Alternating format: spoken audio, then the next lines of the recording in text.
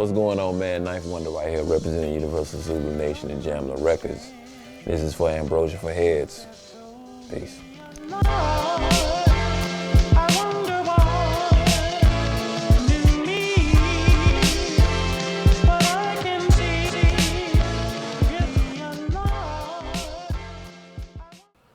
You know, I was just having this conversation in the car.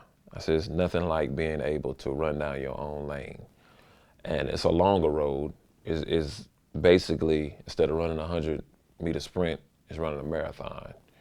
And those are the ones who stay around for a very long time. This is my, 10th, 11th year, ever since we recorded Listening. So, and to be able to still have a name, you know, I've seen artists come, I've seen them go.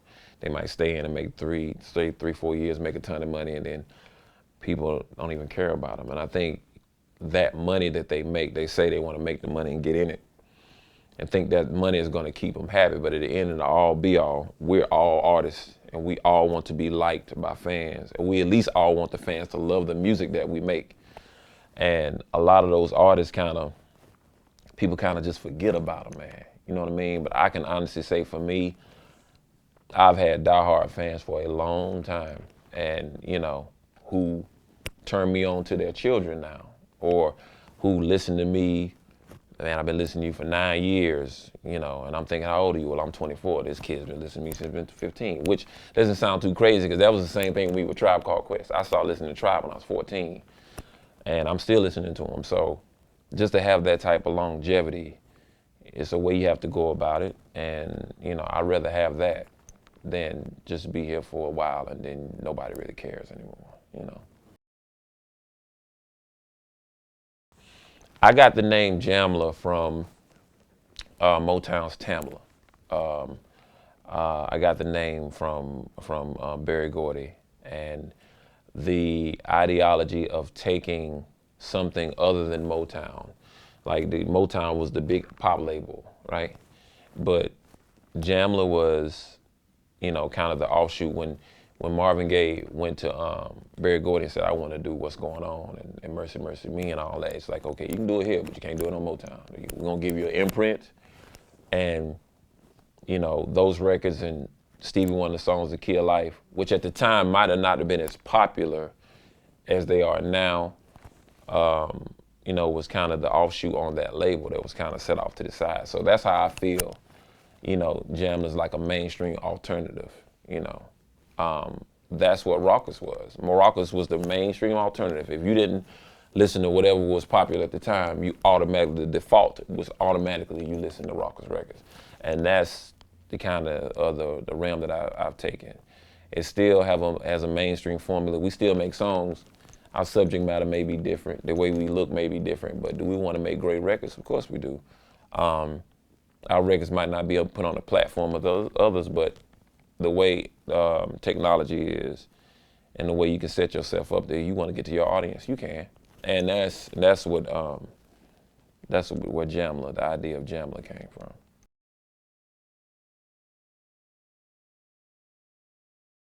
You know, I go through spurts that sometimes just make beats just to make beats, just as far as practice. It's like a rhymer rhyming just like doing mixtapes just to, you know, to get his lyrical exercise in. But when it's time to do records, it's something else. So if I, you know, go into a studio with someone, I'm doing it because of their voice tone, trying to make the Ninth Wonder version of records they already have. That's how I do it sometimes. A lot of times I stay in the studio and I make beats and I imitate the rapper to see if it sounds good, right? This flow, voice tone, everything.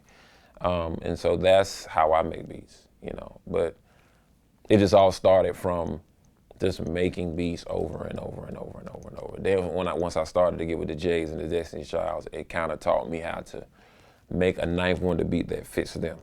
And that's, you know, it just came from just working over time.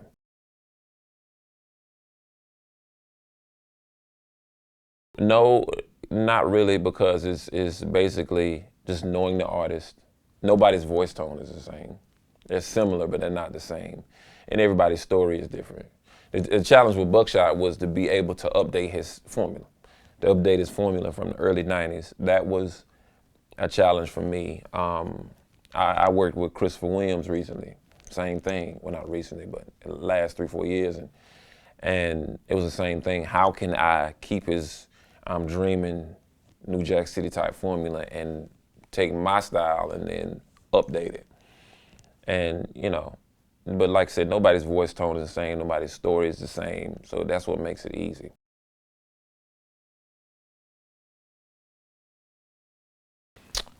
At Duke, I teach a class called Sampling Soul with Dr. Mark Anthony Neal. He wrote a book called That's the Joint, which they use at a lot of universities. And our class is, like I said, it's called Sampling Soul, and we just talk about just different factions of how music affects the black community, or the flip side, how people see us as being black within our own musical diaspora, right? And so we talk about the things in class, especially Duke is a predominantly white class. So we talk about things in class, it's kind of uncomfortable. It turns into the music conversation, but it just goes somewhere else. Just to talk about the images that's seen on TV and how it really affects, and just really put out there what you actually think about it and what it really is. And so that's the class at Duke. The class at Harvard is twofold. It's a research project that I'm doing, and I'm also going to teach a class in the spring called The Breaks with Dr. Marcy Morgan, who runs the Hip Hop Archive. And we're basically just talking about hip hop just from a stripped down sense. Basically talking to you about the history of hip hop like you know absolutely nothing, which a lot of kids from this generation, they don't know how it started. They don't know what year it started. And, that's what we're doing at Harvard. So it's a twofold thing at Harvard.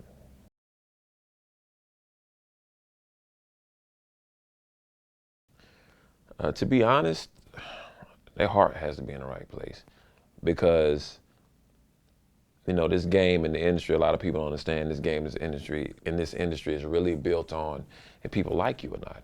If people don't like you, they don't care how talented you are. We're at an age and time where you don't have to deal with some jerk who may be talented. You know what I mean? Unless that person is really driving the backing for your company, let's be real, they'll make another one of you and somebody else can find another one of you. So the best thing you can do is just to, just always, find out if their heart is in the right place. Because my passion is music, and I can't have anybody on my team who has different aspirations, has a different path or and just have a different visual of what they think music is or how you should approach it or anything. If you're not in line, it's like a coach and he's drafting a player or recruiting a player. If we play on-ball defense, if you don't like to play on-ball defense, then you can't come play for my school. And that's the way I look at it. And I can teach you all other facts about the game, but my program is ran this way. So if you can't come into my program and run it the way, that's that's what it is. I don't care how talented you are. I'd rather take somebody with just okay talent, with their heart in the right place and their passion in the right place, than somebody who's great at what they do and you can't deal with them. I can't do it. I can't do it.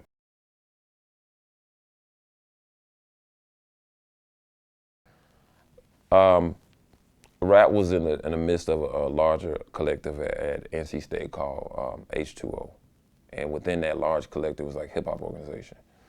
Within that large collective, she's a part of a group called Cooley High, and still is, as a matter of fact. And, I went to pay the cast from Cooley High a visit, and they all played me music. And when I heard her music, I was like, look, man, that's the one. That's the one. It's just, and at the time, her rhyme style wasn't as good as the next cat, but it was just something else. Because it has to be more than just your rhymes. It just can't be you a rhymer and that's it. It was just something more than that. And that was in 2005.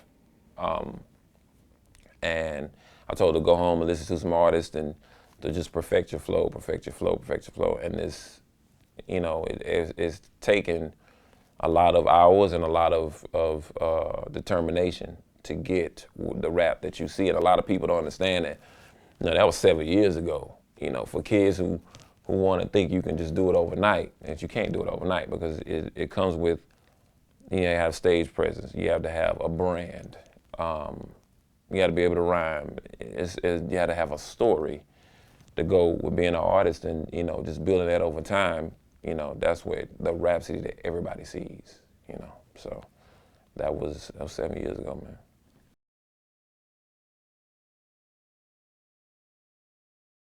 It's I guess that's the best way kind of you can pay it forward, because I'm from North Carolina, man. It's just like what we do or what I do for a living is not the norm. Not to say anybody can't do it, it's just not the norm where I'm from.